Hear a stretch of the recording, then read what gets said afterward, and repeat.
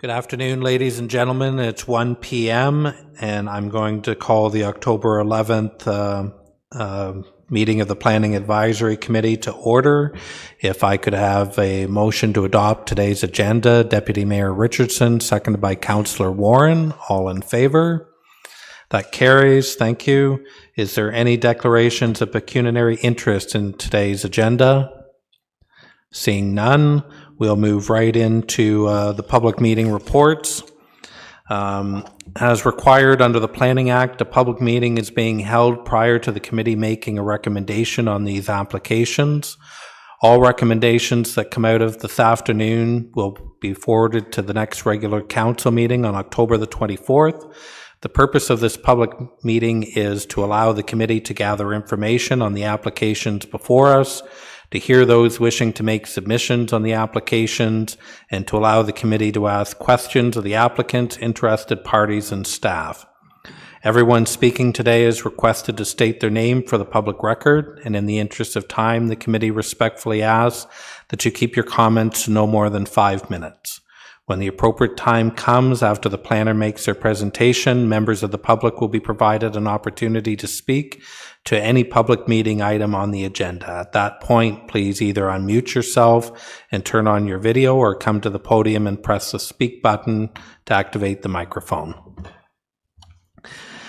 And with that, we'll move into item 3.1, Plan 2023-050, an application to amend the Township of Eldon zoning bylaw 94-14 at 915 Laurenville Road.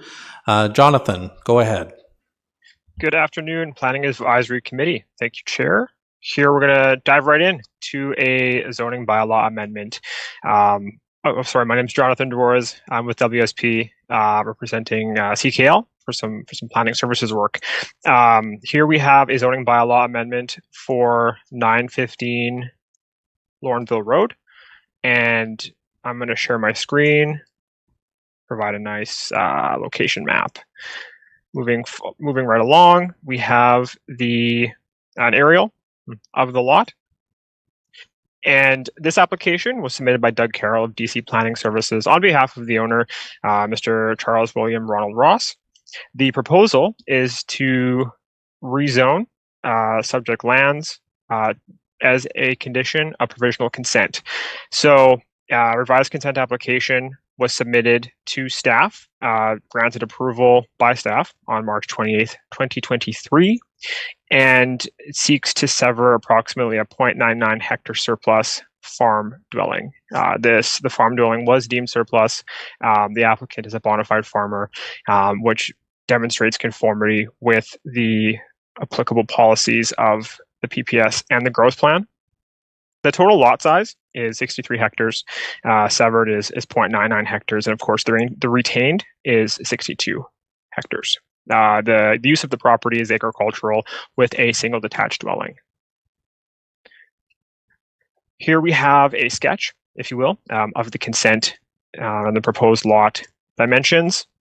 So, as I said before, this rezoning is to facilitate to satisfy a condition of provisional consent. Right now, the entire property is zoned agricultural A1 under the Township of Eldon zoning bylaw.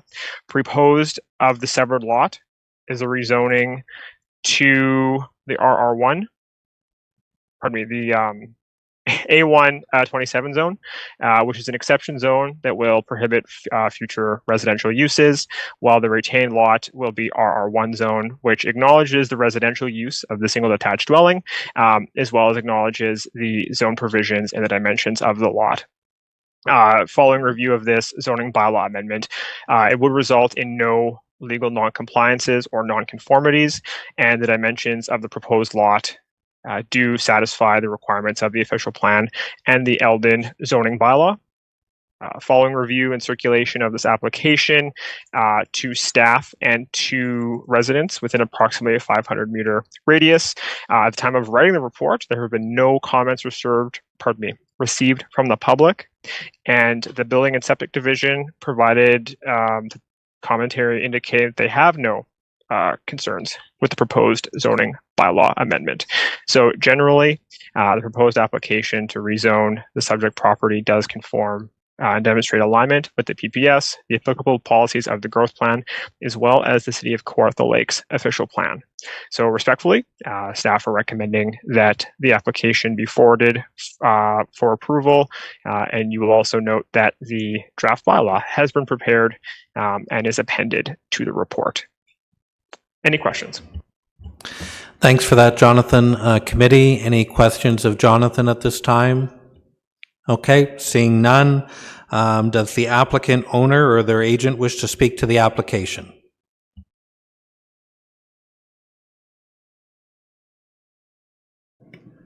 Thank you, Mr. Chairman. I have nothing to add to the presentation or to the report. If the committee members have any questions or you have any questions, I'm happy to answer them. Thank you, Mr. Carroll. I'm assuming no questions from committee for Mr. Carroll at this time.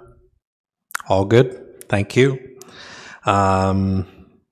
Is there anyone from the public wishing to speak to this application? Anyone from the public wishing to speak to the application? Going to call for a third and final time. Anyone from the public wishing to speak to the application? Okay, seeing and hearing none. Committee, what are your wishes? Mayor Elmsley? Move it as printed. Okay, we have a motion from Mayor Elmsley that report Plan 2023-050 to amend the Township of Eldon zoning bylaw 94-14 at 915 Laurenville Road be received, that a zoning bylaw respecting application D06-2023-021 substantially in the form attached as Appendix D to report Plan 2023-050 be approved for adoption by council, and that the mayor and clerk be authorized to execute any documents and agreements required by the approval of this application. Seconded by Councillor Warren. Any discussion? Seeing none. Calling the question. All in favor? And that carries. Thank you. Moving right into item 3.2, Plan 2023-052 is an application to amend the City of Kawartha Lakes official plan and Township of Emily zoning bylaw 1996-30, together with a draft plan of subdivision at 8 Mitchell Drive. Mary Ann, go ahead. Good afternoon, committee and members of the public who are in attendance. I'm Mary Ann Hunt, Supervisor of Development Planning, and this is one of two applications that the Planning Division is processing internally due to WSP being involved in some of the studies that were submitted in support of the application. So the property is located at 8 Mitchell Drive in the Township of Emily. It is located within sort of an established waterfront residential area with surrounding agricultural uses. The property is located adjacent to Pigeon River, just southwest of Pigeon Lake. The property is vacant for the most part. It does include residential dwelling and accessory uses towards the southwest portion of the property. The property slopes quite a bit from Yankee Line and then up and then down towards the shoreline. The applications are for draft plan approval, official plan amendment, and zoning bylaw amendment to permit 7 lots. 6 would be new lots. 1 of the lots would contain the existing residential uses. The official plan amendment and zoning amendment would be required in order to redesignate the property as waterfront. Part of the property is currently waterfront, part of it is rural, and the OPA and ZBA are required in order to recognize decreases in minimum frontage and lot area. A number of studies were submitted in support of the application. That's including public planning justification report, species at risk, archaeological assessment, hydrogeological assessment, functional servicing report, stormwater management report, geotechnical report, and all of those studies and plans are largely still under review by city staff and external agencies. Notice was provided in accordance with the Planning Act. We have received a number of phone calls and emails with comments with respect to the application. The comments are largely with respect to ensuring that the well and septic systems on the properties can be adequately serviced without having any negative effect on the adjacent residential uses and adjacent well and septic systems, as well as some comments around stormwater runoff, making sure that there's no negative impact on the adjacent roads or residential uses.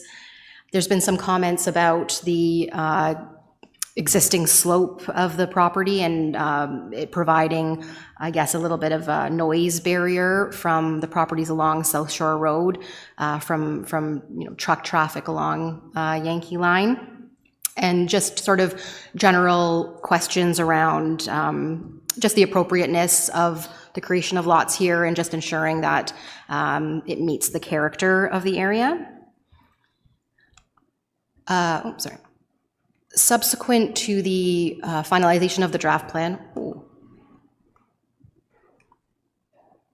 that's not working for me.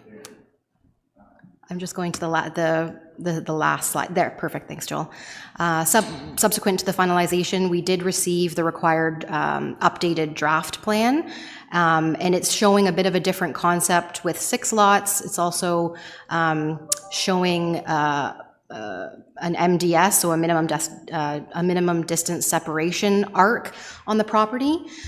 So we, in conversation with the applicant's agent, we understand that there's going to be further discussion on the appropriateness of the lot configuration, and that's going to be determined through the technical comments that we receive. Planning staff are also working through a few aspects, some of which have been noted in the report, but in terms of the agricultural impact of the proposal, of whether that's been adequately addressed yet. The applicant is proposing access to Pigeon River through an unopened road allowance to the west of the site. So staff are working with the applicable city departments to ensure the appropriateness of that, or whether or not a different sort of access needs to be provided to the back lots to afford them opportunity for the resource, the Pigeon River resource. So again, I think the agent is in attendance and might want to speak to the different concepts. So I'll leave it there, but happy to answer any questions. Thanks, Marianne. Committee, any questions of Marianne at this point? Member Barkwell? I was just curious about the unopened road access. I can't see it on here. Is it next to Lot 4? Or I couldn't make it out in the diagram. Thank you. Yeah, through the chair, I just have a laser pointer here. So it's shown on this plan here, and it's, yeah, there we go. So attending the site, it's sort of represented as sort of a dense vegetated area with a little bit of, it looks like there has been some sort of traversing of the road allowance, but we need to liaise with our realty services specifically to see what the appropriateness of that being the access would be. Any further questions? Member O'Reilly? Thank you, through you, Mr. Speaker.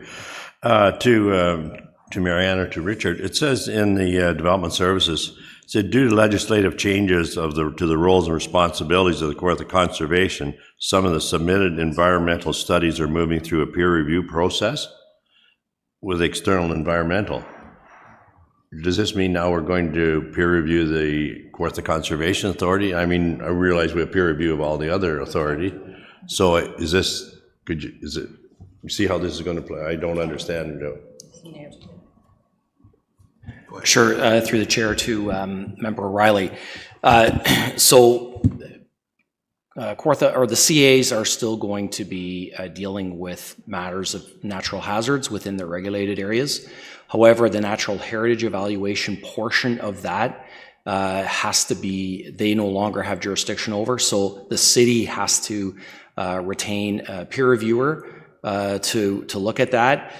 We are looking at that, looking to potentially have WSP do some of that work for us where they have carriage of the files. In this instance, we'll probably have to go to another environmental consultant to look at that and peer review it. But that's how we have to do it. We can either hire somebody internally or we can peer review it out. I think at this point in time, we're just going to be doing it through peer reviews. Thank you. Any further questions at this time? Councillor Warren? Through you, Mr. Chair. Just a question to staff. Is it not, don't you need to have a communal water system if it's 6 or more? This is kind of 7, but it's 6 and 1.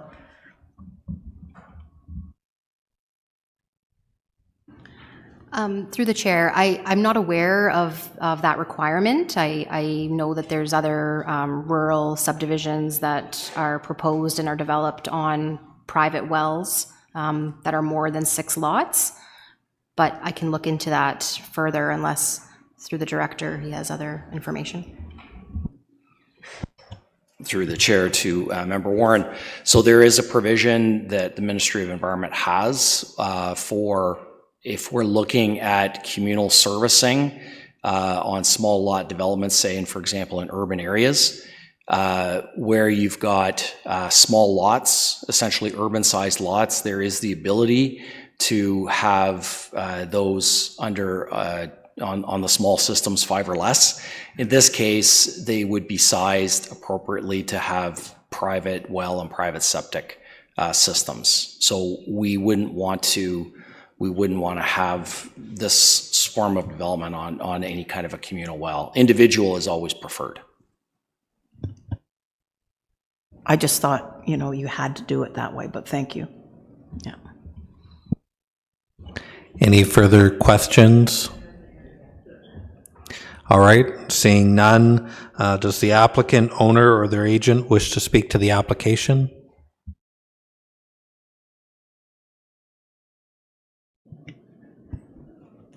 Hello. Hello. My name's, Beverly Saunders. Who's speaking? My name is Beverly Saunders. I work for EcoView Consulting. I'm the agent. The landowner is also here in case he would like to speak afterwards.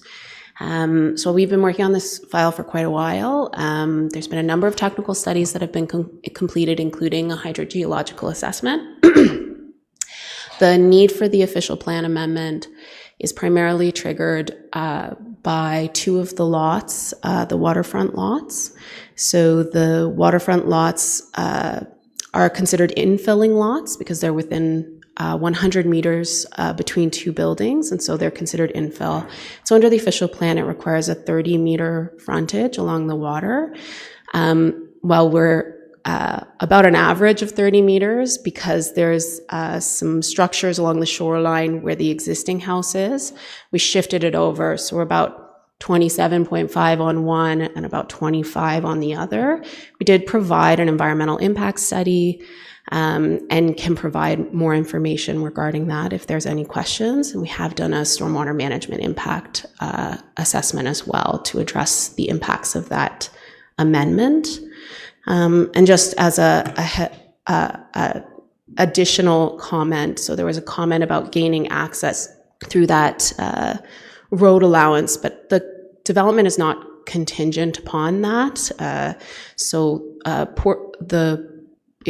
Our planning report states that the location of these lots is within a waterfront designation, and so the subdivision is a resource-based recreation regardless of having access on that particular spot. So there would be other access points that could be used for the lots that don't have direct shoreline access. And then I do want to speak to this plan specifically. So we had provided this to show the impact of the minimum distance separation arc. So there's a barn on the neighboring property. It's actually owned by the applicant's father. But I've since been made aware that that barn no longer houses livestock and may no longer need an arc associated with it. So the proposal would actually be the previous concept. So we have that draft plan prepared and we'll submit that today.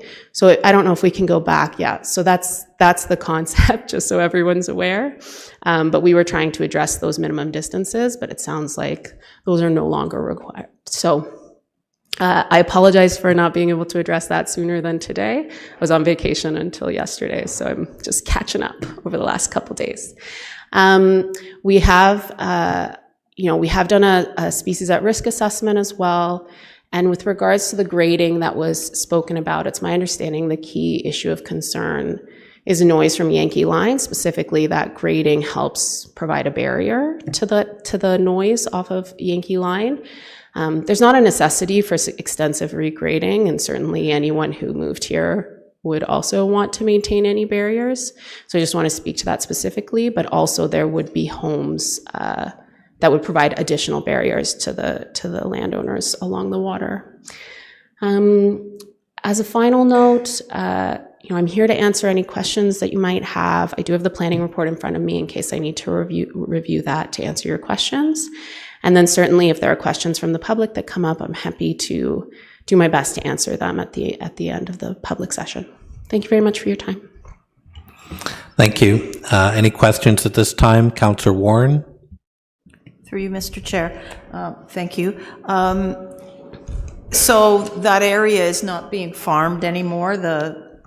That's correct. Are there plans to develop that in the future? Are you talking about the area to the Yes. right? So it is still farmed, it's just not housing livestock, and the barn, so the way that minimum distance separations work is if the barn can house livestock, you have to have a distance from it to make sure you're not going to impact it. So in this case, that barn is no longer suitable for livestock, and so that arc would not be required, but it is still farmed. It's just that the distance is no longer required. Right, and there are livestock. There are not livestock No right livestock, okay, Yeah. thank you. And when was the EIS done? I believe it was updated in 2020, but I can confirm that at the end of the session. I can look it up and answer your question. Thank you. Yeah. Any further questions from committee? Deputy Mayor Richardson? Thank you, and through you, Chair. Just one quick question. On the entrances to these lots, are they all being diverted to Mitchell Drive, or they're going to have three lots that are going to come out on Yankee Line for entrance points? So you can actually see it on the draft plan that's up there. So we've included the entrances. The entrances, you can see the mock houses. Those are those squares. And then the entrances go off of South Shore Road. And then the other two are from Mitchell Drive. So none of the entrances are off of Yankee Line. Perfect. Yeah. Thank you. Any further questions at this time? Okay, seeing none, thank you. Thank you. Is there anyone from the public wishing to speak to this application? Anyone from the public wishing to speak to this application? Yes, I am. I want to ask a few questions. My name is Canis John. Sorry, can you state your name again? We just didn't get you in the meeting before the meeting started, and I need to add your name to your profile. Hello? Yeah, please state your name again. My name is Canis John, CANICEJOHN. I live on 1879 Drenol Road. I just want to know that I'm speaking to the right meeting. Sorry, this is a different application. The Beg your Drenol pardon? Road application is later on. Oh, later on. Okay, thank you very much. Please stay muted and your video off until then. Thank you. Go ahead, sir.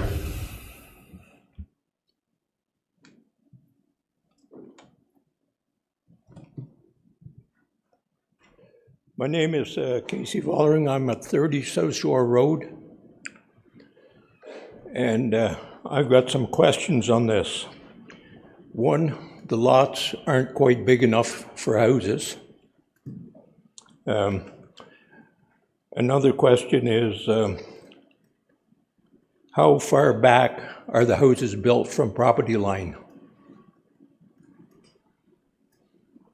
So what we'll do, sir, is if you ask the questions you have, then we'll go back to the planners and get you some answers.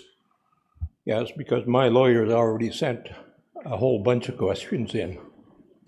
And another thing too, that's important, the hill that's there, how far is that going to come down?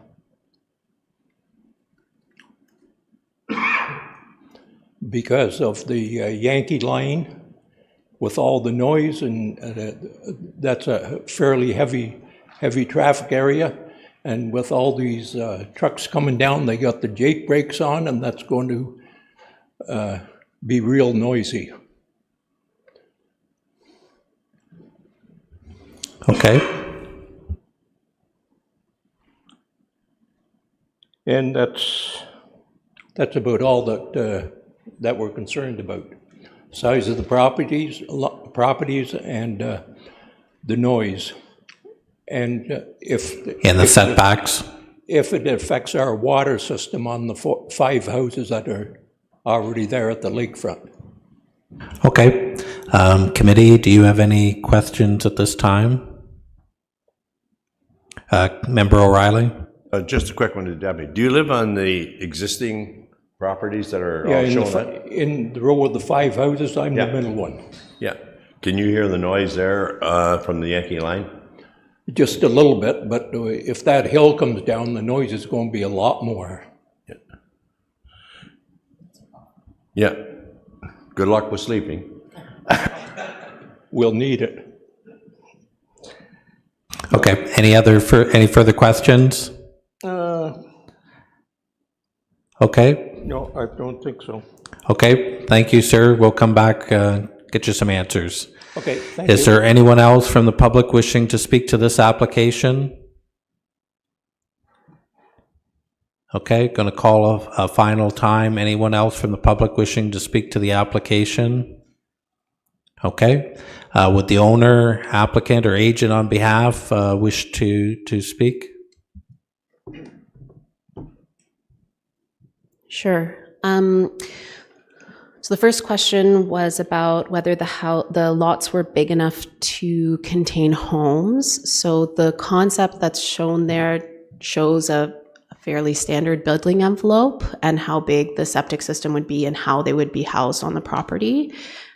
Certainly homes can be bigger or smaller than concepts, but certainly there's enough room to accommodate a home on the property. I would also point out that the infill lots have a requirement of 3,000 square meters, and that's the size. We're actually above that size for most of our lots, so the lot size is actually meeting all of those requirements, including the zoning that we would be asking for.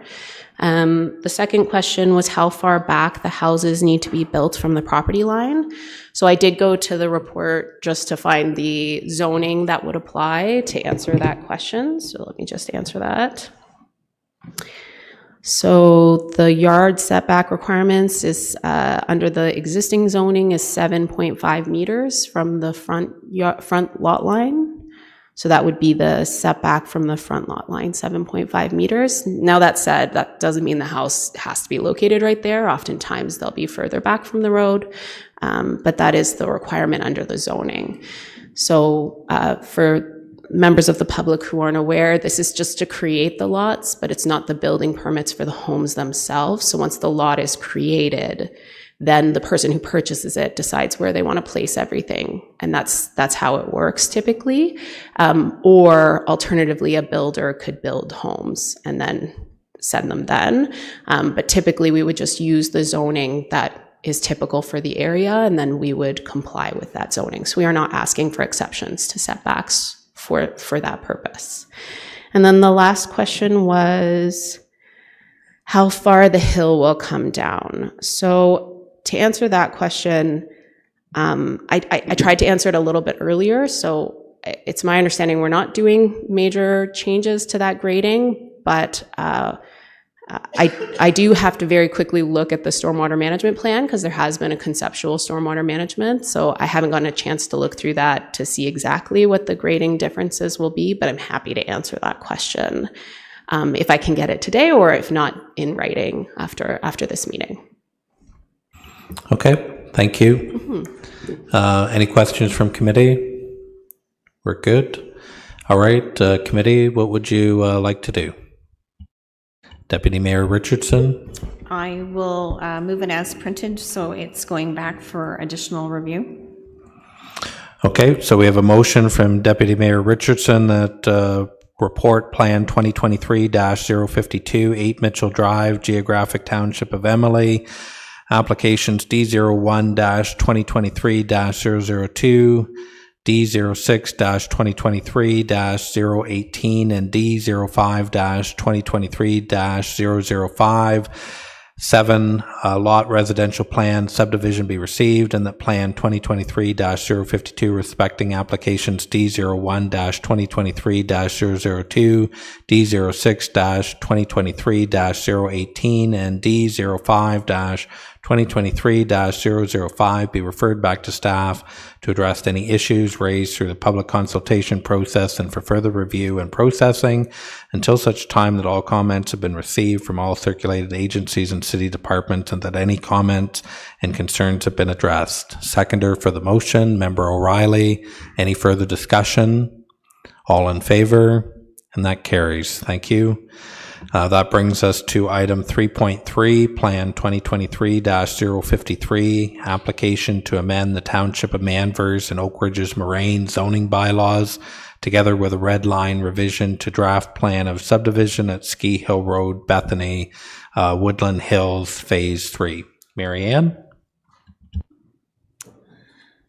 Thank you.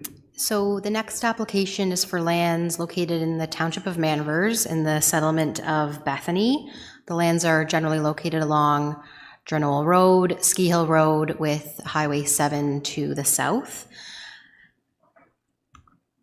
The property contains sort of varied topography. There's some natural features on the property, including a provincially significant wetland.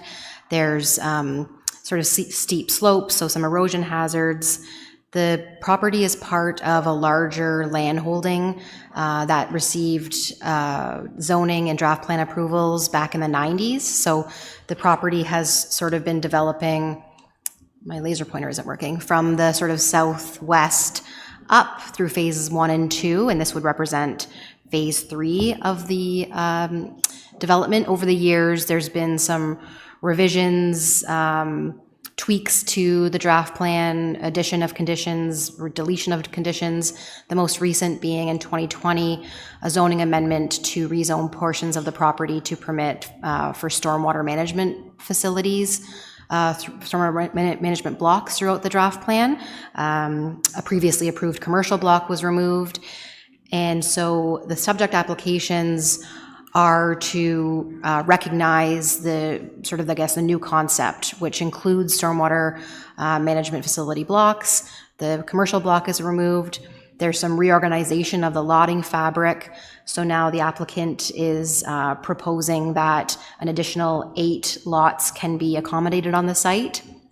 Though not explicitly shown on the draft plan, I have been advised by the applicant that they are in works with their consultant to see whether or not a parkette could be suitable on lot 167. Again, so apologies, my laser pointer isn't working, but it's sort of on that screen, the southwest corner. The accompanying zoning bylaw amendment is required in order to amend the Township of Manvers and Oak Ridges Moraine zoning bylaws, mostly to harmonize the zoning bylaws to ensure that the development standards are the same for both. The applicant is requesting a holding symbol be removed for their residential lots, and some relief is requested for some setback provisions for the residential zones that would be applied to some of the lots. Studies that have been submitted include a traffic impact study, a stormwater management report, water balance and phosphorus report, an environmental impact study, species at risk, headwater drainage feature assessment, functional servicing report, hydrogeological study, along with aquifer tests. So similarly, all those studies are being reviewed by the applicable city staff and external agencies. We have received just recently comments from Otonabee Conservation Authority, who is reviewing the application on behalf of, but also alongside Kawartha Conservation. The conservation authorities both share jurisdiction of the property. Those comments have been forwarded to the applicant and are quite extensive, so definitely going to be working through those.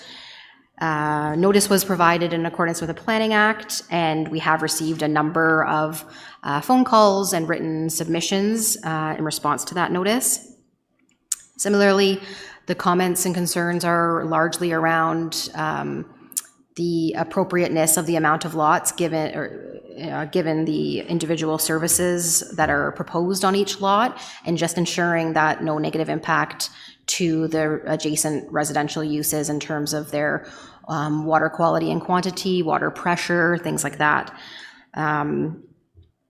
Traffic has been brought up as a comment and concern around exiting and entering Highway 7, as well as the adjacent roadways, as well as protection of natural features on the property, and again, just overall appropriateness of the number of lots and development for the settlement area. All of the concerns and comments will be taken into account. Again, we're waiting on a lot of the technical comments from city staff and external agencies. Planning is still reviewing as well, and so we will take all those comments into consideration and address if appropriate before bringing the files back to council with a recommendation. So I guess I'll leave it there, but happy to answer any questions.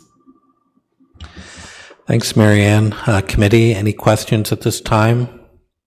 Councillor Warren? Through you, Mr. Chair. Just a question to staff.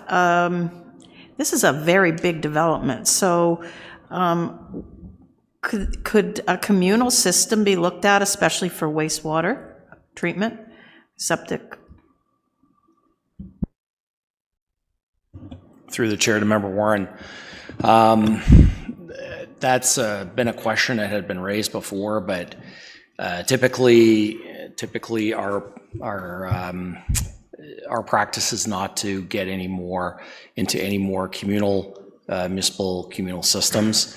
I believe Bethany has two, one in the south end and one sort of along Highway 7, and to add a third one that would be, I mean, obviously it's a whole new practice or process to have a municipal system approved than it is to punch in individual well and septics. I mean, obviously, again, these are being scaled on the size of individual well and septics. Obviously, if you're looking at communal water or communal sewage systems, it's an expense that municipality now has from a maintenance perspective. Plus, it would likely be that they might want to try to increase the number of units as well from an efficiency perspective. Sorry, just environmentally, I think it's a huge development in the country. It's not in an urban area, so it needs to be looked at. I know we don't want to take on any new systems for sure, but there has to be some other kind of process to go through. And just further, I heard that this started in the 90s. So what was done back in the 90s, and would any of that still be pertinent today? To Member Warren, yes, it is a long-standing approval. They would have done a number of background studies then as well, but we've requested that all those be updated. I think this one, the studies were updated in, I think, about 2010. We asked to extend the draft plan approval. We asked that Mr. Kerr update some of the background studies, especially the groundwater study. And obviously, with this resubmission, we insisted that all the background studies be redone, simply because they were old and dated. Standards have changed. I mean, part of the reason why we did the rezoning back in 2020 was because that part of the development was approved back in 1988. So we had to actually now go back and zone areas for stormwater management facilities because the development was a vintage where you didn't need stormwater ponds at that time. We got rid of the commercial block and we had to do a few other things. The reason for this rezoning here is for the same reason. We need to update the draft plan approval as well as the overall design to incorporate stormwater management facilities into here. So that's why we have this rezoning. We also need to harmonize the line that goes between the Manvers Township bylaw and the Oak Ridges Moraine Township bylaw. So that's why we're here. Plus to essentially refresh everything, to put everything back through the review process. So there are already 2 wastewater treatment plants in Bethany. Could one or either be upgraded to facilitate this growth? No. I don't really know the answer to the question. I suspect the systems there are sized for the development that they basically service. I don't know whether they could be upgraded or not. So, Deputy Mayor Richardson. Thank you, and through you, just maybe to answer your question as well, they are separate systems on the MTO corridor as well, so there is some different restrictions when it comes to that. I just have a quick question. I know you just mentioned that you did receive the Orca and Kawartha Conservation update. I'm just wondering, I've heard a lot from the residents in the last couple of weeks, and you know, we have some technical comments missing. We have some external agencies that need to comment, and obviously you have to address those public comments. Do we have some form of timeline we're looking on this? Just so we can let folks know. Through the chair, some of the agencies have written to request more time. We can certainly follow up to see what the timelines would be. Some we would have to follow up with and we just haven't heard from, but we can certainly endeavor to find a timeline to provide to the residents. Great, thank you. And like I said, I do recognize that, you know, we're doing this now just because we can harmonize both the Manvers and the Oak Ridge Moraine zoning bylaws and obviously look at some of the changes. And I know the developer is, you know, having to make some tweaks, as Director Hawley has mentioned, removing some things and moving things around, and also listening to the local residents about some of their concerns as well. So thank you. Member O'Reilly. Just a quick question through you, to Marianne. The groundwater study keeps coming up, so we're going to obviously be peer reviewing that. I think that was all part of the report, that it's going to be peer reviewed to alleviate some of the concerns around the groundwater study, correct? Yes, through the chair, yes, that's being peer reviewed. It's also circulated to the Conservation Authority. Their jurisdiction, again, is around hazards, but they also will be commenting on certain aspects of studies. It's more natural heritage that they no longer have responsibility over. So I think the comments, when they're reviewed in fulsome, we'll see what kind of comments they've provided. But the studies will definitely be reviewed and vetted appropriately for sure. Any further questions at this time? Okay, seeing none. Would the owner, applicant, agent on behalf of the owner wish to speak to the application? Mr. Randall? Thank you, Mr. Chair, and good afternoon. Kent Randall, EcoView Consulting. We're the agents for the applicant. I believe the applicant is online as well, Donald and Jeffrey Kerr. I'm going to be hopefully doing all the speaking for them, but they're there just in case we need them. So I think that it was probably set out fairly clear in the report and in the discussion that you just had that this is really a narrow zoning bylaw amendment. We're not focused necessarily on the principle of development, right? We have a draft plan approved subdivision there. It's draft plan approved. Barring clearing conditions, it can be developed, right? So what we're trying to do is modify some things, adjust some things, obviously to reflect modern requirements. to ensure that everything's done correctly and done in a way that's sustainable. I know that the one thing that often came up in the comments, and I have seen a number of the public comments, was the groundwater, and it is something that's common in rural subdivisions. It's not something that we don't deal with. As was noted, there is a hydrogeological report that was provided. It concluded that the additional lots, because really all we're looking at are the additional 8 lots. We're not necessarily trying to determine if the whole thing can be supported, but it does look at it holistically. And certainly the groundwater can provide, or there's a quality and quantity of groundwater that can be provided to the site without negative impacts to adjacent landowners. So as was noted, that's being peer reviewed. We're awaiting comments to come back, and we'll address them as needed.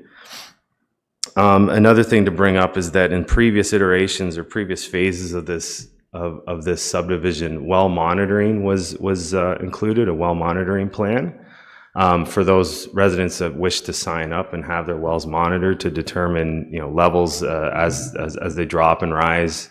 And as it pertains to the development. So it's something that will continue on through phase 3. So that's, I think it's important to note that it's at the top of the mind, not just of the city, but of the applicant as well. So again, it's just the zoning that we are focused on, and it's more of a clerical exercise than anything. But I'm happy to answer any questions that the committee may have or that the public may have. Thank you. Committee, any questions of Mr. Randall at this time? Okay, seeing none. Is there anyone from the public wishing to speak to this application? Anyone from the public wishing to speak to the application? Did we have Yes, any? I would like. My name is Canis John. I live on 1879 Drenol Road. Can you please turn on your video?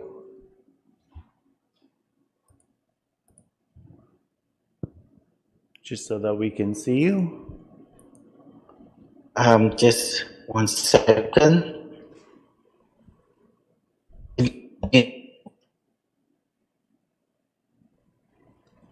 Hello?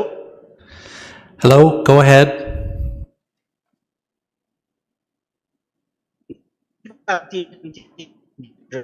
We've been since 2014. I live with my wife and my 2 kids. We are just about half a kilometer away, or more or less, from the proposed site of building on Drenol Road. There are many concerns that I have about this area. First of all, it's on a hill. And you tell the environment and the weather. In the winter, it is very treacherous because the wind gets happen, people stuck there all the time. So the township of Cavan has to be constantly salting and cleaning the road on sometimes 20-minute intervals because of sometimes the wind and so on and so forth. So that's one concern. The second concern is the speed at which people drive on that road.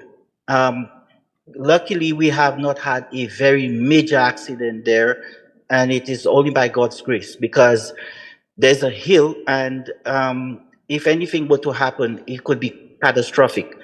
The third thing is, I don't have the data in front of me to say how many houses are proposed back up to Drenol Road. There's a subdivision in the bottom of the hill, close to Ski Hill Road. And the hill is, to me, it's not a suitable site to build. The amount of proposed houses I have heard, and I don't have the correct data in front of me to say how many I heard. Also, this area is a very environmental sensitive area. There's lots of wildlife, and like it's a hill area, very hilly area. So that is another concern. The third is the number of houses that will be going up, and everybody has the same concern about the groundwater. I know I've heard you said about the technical and geological studies that have been done, but I have a letter from the city of Cavan, and the same concerns the residents have is the same concerns the city has. And I don't think the city of Coffers Lakes and the developer has been forthright in producing these studies and all the information required by the city. That's why they have written. And a number of residents have written letters and have such concerns about the same thing that I have about. So what I said that there be a lot more consultation. I was not consulted. I live just a half a kilometer away. I was on vacation. I just heard all of these things going on, and then today I'm on the meeting.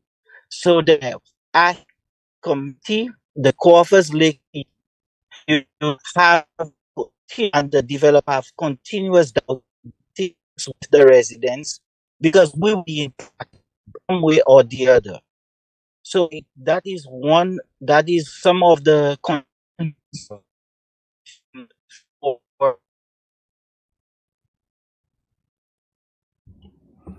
Are you still there, Mr. Jones?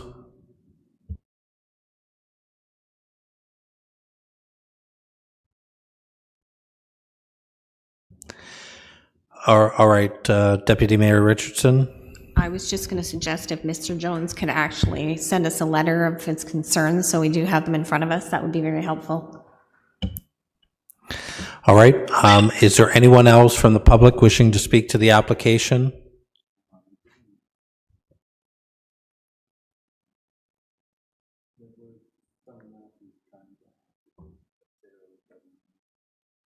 Is there anyone else online wishing to speak to the application? Okay, I'm going to ask a final time. Anyone else wishing to speak to the application? All right, Mr. Randall, is there anything that you wanted to respond there?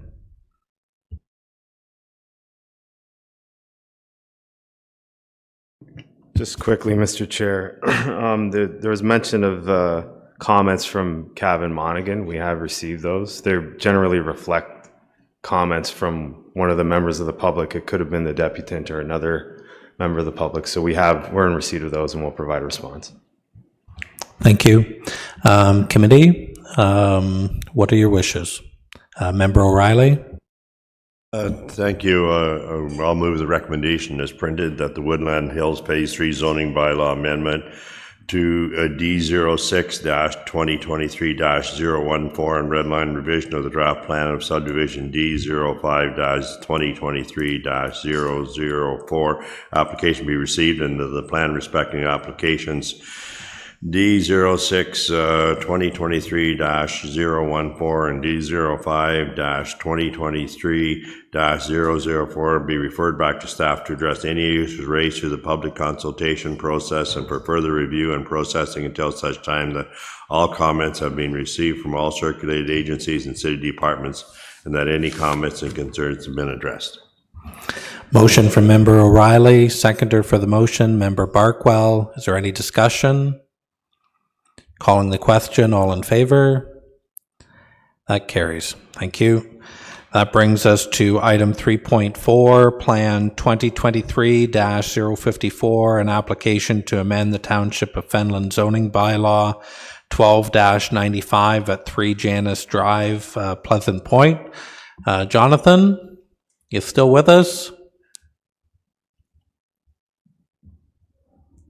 Go ahead, Yes. sir. Sorry about that. My Zoom seemed to have a quick nap. Thank you. So here we are with another zoning bylaw amendment, this time for the Township of Fenland at 3 Janice Drive. Let me share my screen here real quick.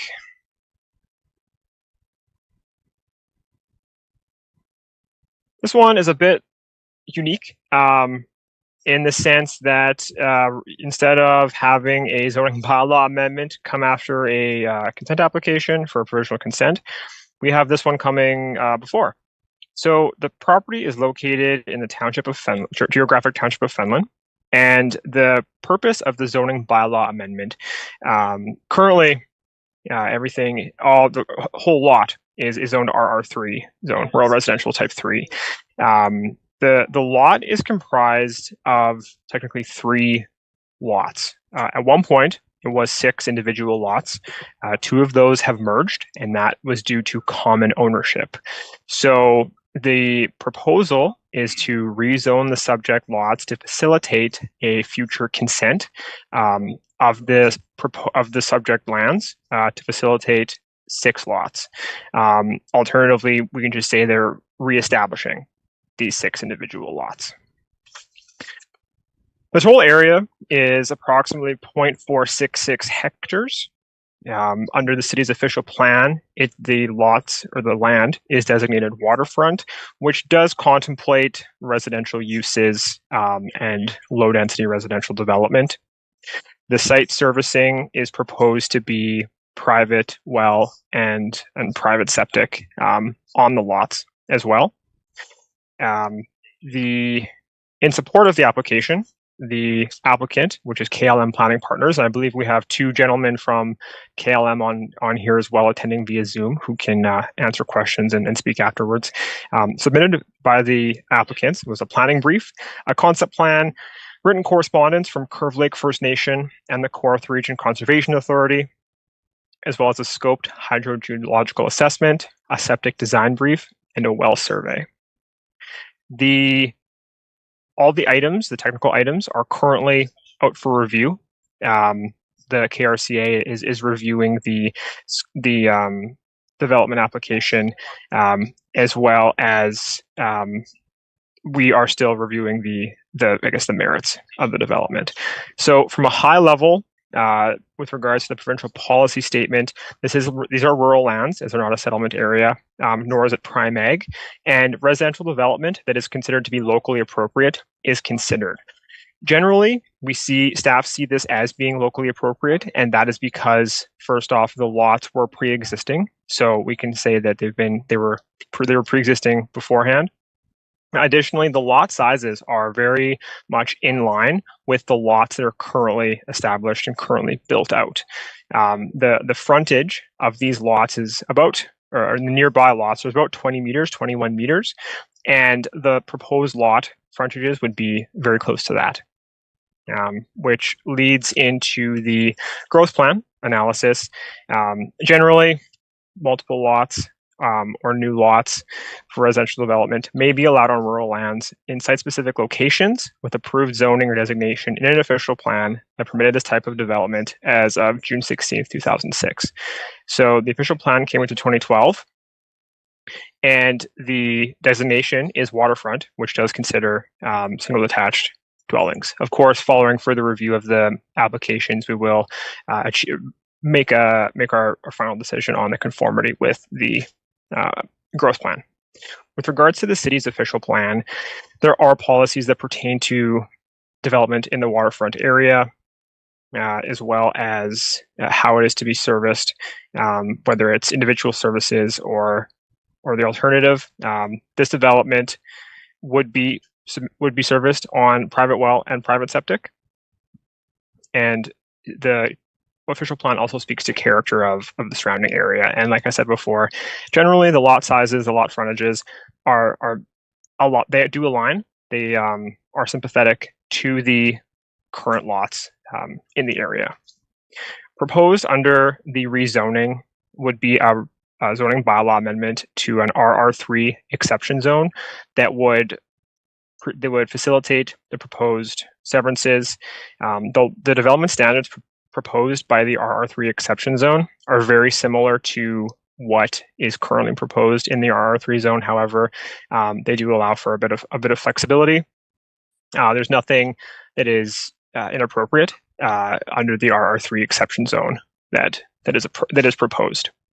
Following review, or pardon me, following circulation of this application to staff and to residents within about a 500-meter radius, we received one phone call, and that individual had questions about just seeking confirmation on what's proposed and potential increases in traffic and lot sizes. So we provided that individual with their requested information. The application is still being reviewed by the KRCA, as it is engineering and the building department for comments on this. I understand that there was discussion of this application at a meeting held internally with the city, and that the engineering department does have concerns with the proposed right-of-way width. Unfortunately, at this time, I do not have much more specific to add to that. I do know that we are working with the engineering department and the applicant to ensure that this application would be in alignment or in compliance with their policies and their guidelines. At this time, city staff, or pardon me, at this time we are asking that this application be referred back to staff for further processing and review until we get the comments and questions back from the KRCA, as well as finish any additional work that's needed with city departments. And with that, I can take questions. Thanks, Jonathan. Committee, any questions of Jonathan at this time? Mayor Elmsley. Thank you, Mr. Chair, and through you, Jonathan, this will sound like a very strange question. These are waterfront properties. Are there any docks associated with the ownership of these properties? Fair question, and through the chair, not that I'm aware of. However, the applicant may have further information on that one. The reason I ask is we have had some history with that area, and I believe docking on the waterfront is a concern, and I'm just wondering if there's an expectation that if these lots go through, that there will be docking available to them. Sure, and I appreciate and understand the sentiment there. From what I've seen up to this point, I'm not aware of any docks in the future related to this particular development. But I would look to Marshall and or Ian from KLM to potentially add to that. Any further questions of Jonathan at this time? Okay, seeing and hearing none, would the owner, applicant, or agent on their behalf wish to speak to the application? Great. Good afternoon, everybody. Can you hear me okay? We can. Go ahead. Fantastic. My name is Ian Franklin. I'm a planner at KLM Planning Partners, and I'm the planning consultant for Sprucewood Properties, who's the owner of the lands municipally known as 3 Janice Drive. I'm also here with my colleague, Marshall Smith, who's also on the line and has done extensive work on this project. Just like to thank everybody for their time to hear out our zoning bylaw amendment application, and also to thank Jonathan for his presentation, which covered the majority of the bases. We do have a brief presentation, if Joel can potentially bring that up on screen. I certainly won't go through everything in detail, as Jonathan did cover quite a bit of the policy context regarding our application, but there's certainly some aspects I can provide some clarity on, specifically to some of the comments that were received. Perfect. So yeah, we can just move on fairly quickly. I'll just quickly touch on some of these details.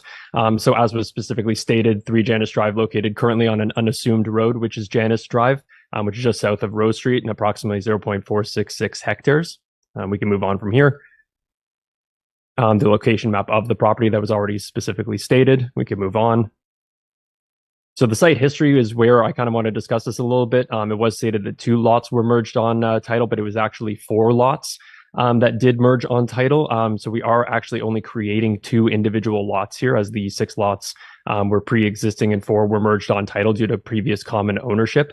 As you could see in previous slides, the lot fabric predates the Fenelon zoning bylaw. The community was already kind of existing prior to the Fenelon zoning bylaw being incorporated into this area. So the lotting fabric for these 6 lots have already been in existence. So this is currently kind of reestablishing these lot lines and proposing a development that's consistent with what the vision was for this community and this area. And of course, an application for a consent to sever was going to be submitted after the zoning is in place to reestablish the lot lines on title. We also do believe, however, the waterfront designation, we can move on. I'll continue from there. I don't want to take too much of your time, but as was stated, this is currently the waterfront designation, which does permit single detached dwellings. It also allows in the OP for seasonal and limited permanent residential development, so both vacation properties and permanent residential. We can move on from there. As you can see, this is the township of Fenelon zoning bylaw 1295 and their associated mapping. I just in red ensured that the subject lands were indicated there. And as you can see by that zoning map, the 6 lot lines have already been established, are indicated on that zoning bylaw map. So the original lot fabric is already in place during that zoning. So we can move on from there. So our concept plan here, which I might be able to provide a little bit of additional context. In regards to the overall area, the community was established prior to the Township of Fenelon zoning bylaw coming into full force and effect. There's a variety of frontages, of lot setbacks, of lot front yards, side yards, orientations of the houses. So we've tried to establish a bit of a consistent manner here to be in conformity with the surrounding area and to kind of enhance what's already pre-existing in the neighborhood. We've provided for a fairly large rear yard to have a lot of enjoyable space for an amenity space for people living in the dwellings. The proposed dwellings are only meant to be 1 story, though we are permitted by the zoning bylaw to allow 11 meters or 2 stories. So that was a concern that was brought up by residents. There is space on the property for a 2-car driveway, which would hopefully reduce the amount of street parking, which allow for, of course, when Janus Drive does get assumed by the city after a development agreement has come into place, that should hopefully not have any issues with snow clearance. And as was stated in Jonathan's presentation, this each individual lot will be serviced by individual septic and private wells. We've had Gunnell Engineering and Palmer Environmental both submit a hydrogeological and a septic design brief, which indicates that the septic and the groundwater that's available in the area won't be affected or negatively impacted by the 6 proposed lots. So it can be serviced, and it certainly does fit with the character of the area. I think we can move on from there. So this just kind of wraps up our zoning bylaw amendment. So of course, establishing the 6 residential lots that the 4 that were merged on title that was already established. We're just requesting some reductions in minimum requirements from the zoning bylaw. However, they are of course consistent with the surrounding lot fabric and it can accommodate the proposed cottages. And Janus Drive will be assumed once the works are completed. And I believe that that's the end of the presentation. I can certainly assist with any questions that either any members of the public or the committee have. Thanks, Mr. Franklin. Questions, committee? Mayor Elmsley. Thank you, Mr. Chair, and through you. Just a question on Janus Drive being an assumed street. Rose Street may be an assumed street. I'm not sure. I don't know if anybody knows what the condition of Rose Street is. Does it meet municipal standards? And will Janus Drive be upgraded to municipal standards? Actually, that was Mr. Wilcox's question, but I stole it.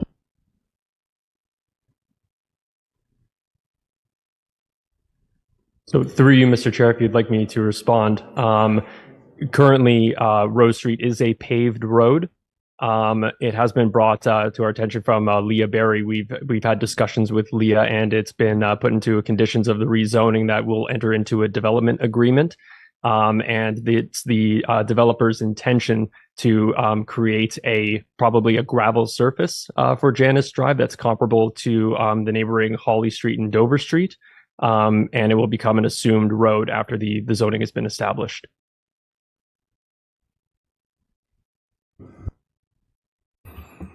Any further questions?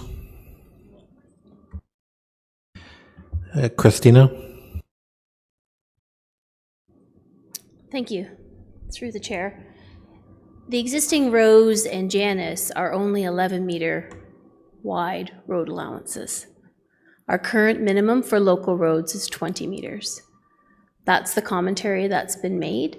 So we won't be able to create a municipal road that meets our current standards on an 11-meter platform.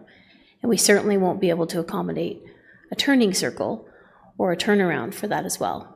So through the development and review team meeting, the various directors were in attendance, Director Hawley, Director Rojas, and Director Robinson, Development Services, Public Works and Engineering, respectively.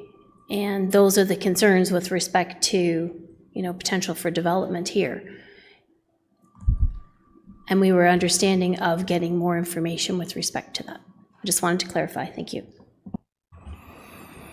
Okay. Any further questions from committee at this time? Okay, Member O'Reilly. Maybe to Christine, that just is more questions than answers. So are we just waiting for the rest of the answers, or?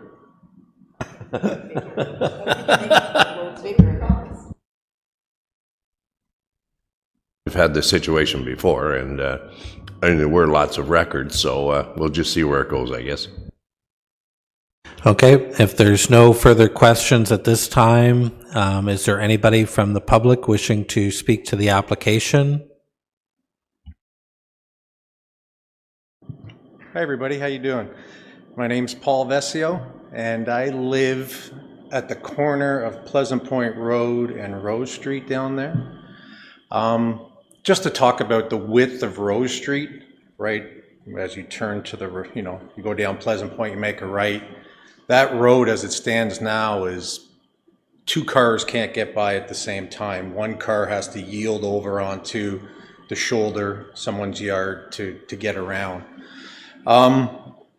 Just to give you a brief history, me and my fiance moved up to that corner lot. Like I said, we're right at the corner, so we kind of, I guess the word is kitty corner, are going to back onto this proposed development. We moved up here in the middle of June to get away from this sort of thing. We moved up here from Oshawa to move away from greedy builders trying to stick as many homes as possible in the smallest parcels of land. So my wife's had, and the reason we moved up here is my wife's had 2 brain tumor surgeries in the last 4 years. And we're living in Oshawa, and I don't know if you know about Durham Region or Oshawa, but the congestion on the road, the roads, the just urban sprawl that is taking over, the stress, the crime, the drugs, the homelessness, her overall health, we needed to move up to the country, and we made sacrifices with an 1.5-hour commute to work and back every day for this natural habitat that we back onto. Yeah, so that's one thing, and we've invested our life savings in this property. So another issue too is, I don't know if, is anyone in the committee here, has anyone been down to this property and seen it with their own eyes? I know the area. You do? Okay, because you'll know that there's oak trees that are this wide and 100 feet high. There's maple trees that are 80, 90 feet high that have probably been there for over 100 years. I took a video, but I couldn't email it to you, on the density of this forest that's going to have to be taken out. The videos don't do it justice. I recommend, if you just want to go for a short drive, Ron Ashmore lives at the top of the road. I said, Ron, come on down. I'll turn on the barbecue. I'll throw a few hot dogs on and we'll go for a walk.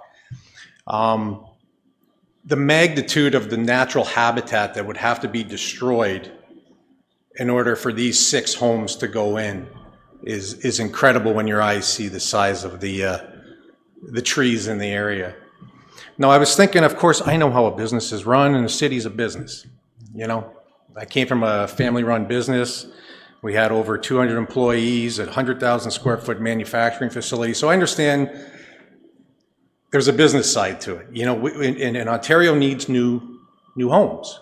We need, you know, there's people coming in, 800,000 a year, supposedly, don't quote me on these numbers, and we need to put them somewhere. Well, just 5-7 minutes up the road, there's been 1,000 acres zoned for residential. There's 400 acres across the bay at Long Beach, I've heard, that are zoned for residential. There's 5,000 new homes going in just here in Lindsay. So there's lots of areas to build, you know, that are open for building. To squeeze 6 homes in this little tight area, and the poor couple that lives right at the corner of Janice and Rose just moved in, young couple, another $500,000 investment, you know, their lives are going to be turned upside down. The people that have lived, my neighbor here, 40 years, he's seen spring runoffs, he's seen thaws, he's seen these massive trees soak up the water, turn it into, you know, obviously oxygen.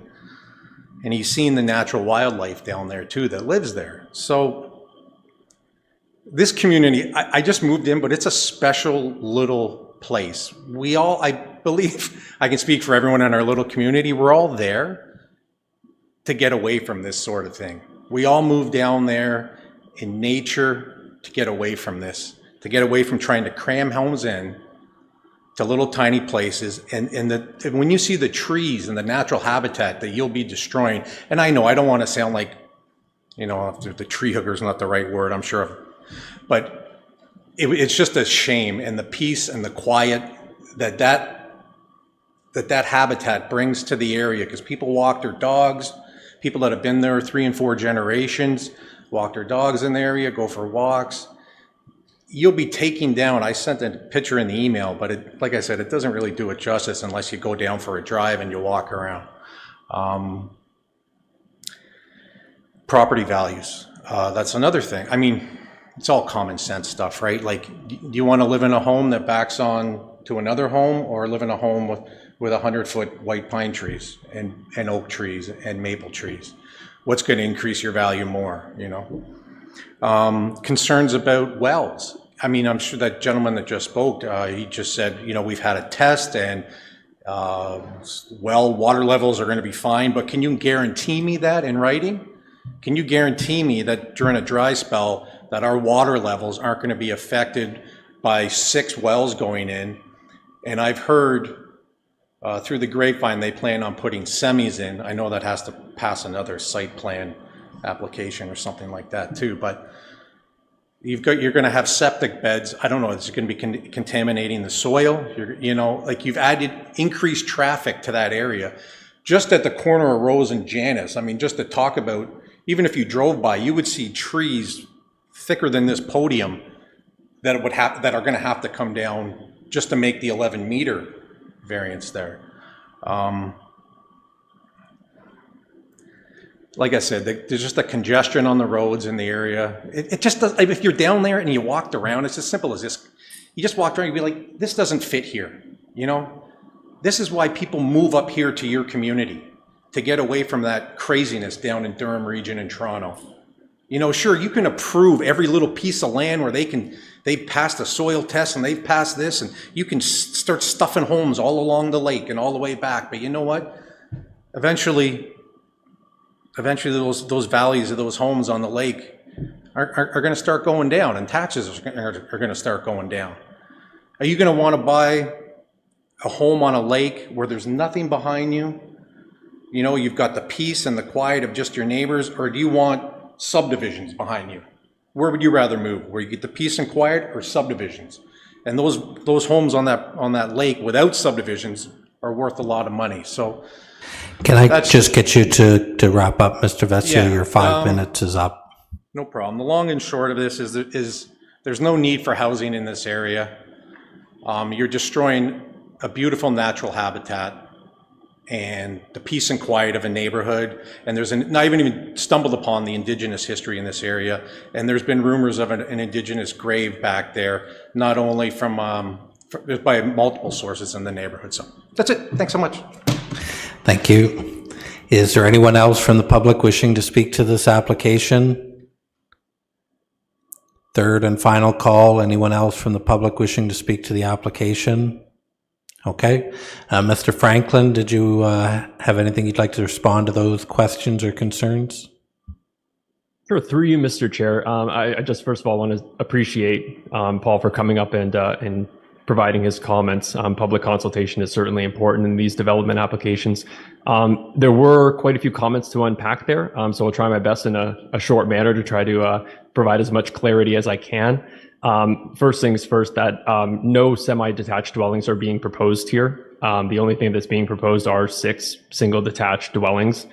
So we're not packing in as many homes as we can. There are no semis or townhomes or anything along those lines. It's just the 6 single detached cottages that are going to be proposed on the 6 reestablished lots. Something I wouldn't mind speaking to is that this is a different type of zoning bylaw amendment application that was indicated by Jonathan in his presentation, that these lot lines aren't being proposed by us or the developer. These are existing lot lines that were in place prior to the Township of Fenelon zoning bylaw being incorporated. So by developing these lots, this is the development that was envisioned by the city of Kawartha Lakes in the establishment of their zoning bylaw, and we're just reestablishing these lots that were merged under title. So we're not producing anything that isn't in character with the surrounding area. Just in regards to the surrounding area, we had located on Dover Street and on Holly Street that there were 3.72 meter front lot lines. There were less than 6 meter rear yards in some of the properties. There was less than 1 meter adjacent side yard setbacks. We're proposing larger than all of those. So we're trying to produce a product that not only fits with the character of the area, but we're not sacrificing in terms of amenity space and distance separation between properties. And I guess the final note here regarding the trees, if you took an aerial look at the subject property, the unassumed road of Janus Drive has been traveled down a great deal. Currently, a lot of the trees there are unhealthy and would probably be needing to be removed based on just the status of the trees and for safety purposes for people walking and driving in that area. Of course, we would try to maintain as many trees as possible, and that's also why we've provided for fairly large 12-meter rear yards. So hopefully some of those trees would remain in situ, and that would potentially provide some additional screening from the houses currently located on the adjacent Point Pleasant Road, so they might not see some of the development activity going on. Final couple notes here that the Curve Lake First Nation, we've been in contact with them as well. So in regards to the Indigenous interests, we have been in correspondence with Delaney Jacob from Curve Lake, and he's indicated that there has not been any significant Indigenous impacts on this site. He's aware of our application, has not provided any further details regarding any type of Indigenous activity that are on those lands. So I hope that that answers as many questions and provides as much clarity as possible. But if there's anybody else who has any questions, I'm more than happy to answer them. Okay, thank you, Mr. Franklin. Committee, what would your... Can I rebut that? No, sorry. Why is he allowed to rebut my statement then? That's the process through the Planning Act. Sorry. Committee... It doesn't make sense, you know that. Yeah. Committee, your recommendation for council? Go ahead. Through you, Mr. Chair. So Ms. Sisson brought up the road width. Could you speak to that?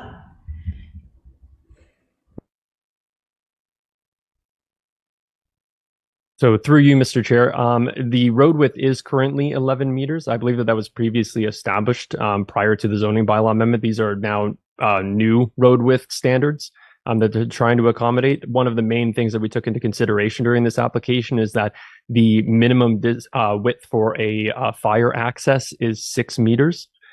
So there's not going to be a great deal of traffic coming through this area, nor requiring the turnaround. As kind of previously mentioned, this should just be local traffic for the 6 residents of the proposed homes. But it is certainly wide enough for a fire truck access to provide emergency services, same with ambulance. And also, since the septic beds are located in the front yards of the proposed dwellings, it should be easy for maintenance and emptying of those services. So the proposed 11 meters is big enough for the services that are required for the proposed residence. So I guess to Christine, so if you want it to be assumed, you still need a turnaround for service.